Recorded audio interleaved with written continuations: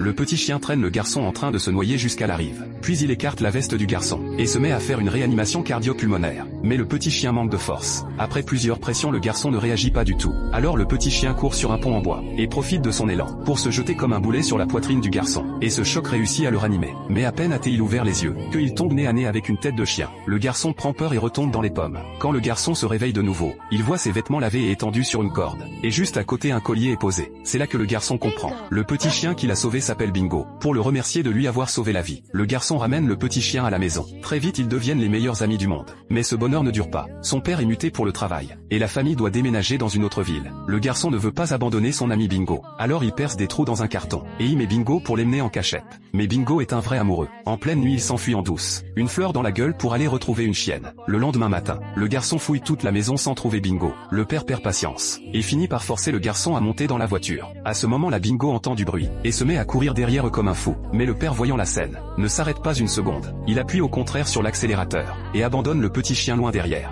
Pourtant Bingo ne songe pas à renoncer. Et s'il perd la voiture il suivra son odeur. Bingo court jour et nuit sans répit, traverse des frontières et franchit des terres sauvages, jusqu'à s'épuiser et tomber inanimé au bord de la route. Par chance, un passant repère Bingo, et le ramène chez lui. Bingo pense être tombé sur quelqu'un de bien, mais c'est un trafiquant de chiens, qui aiguise déjà son couteau pour s'attarder sur Bingo. Mais Bingo n'est pas un chien ordinaire. Profitant de la nuit, il creuse le sol à toute vitesse, et parvient vite à sortir de sa cage. Une fois dehors Bingo ne s'enfuit pas tout seul. Il ouvre toutes les cages, et aide ses compagnons à s'échapper. Le trafiquant entend du bruit à l'extérieur. Il sort et découvre qu'il est encerclé par les chiens. Bingo fait enfermer le trafiquant dans une cage, et le verrouille à son tour. Puis survient la scène la plus dingue. Bingo saute sur le siège conducteur et tient le volant. Les autres chiens poussent le véhicule par derrière. Au rugissement du moteur, Bingo bondit et saute hors de la voiture.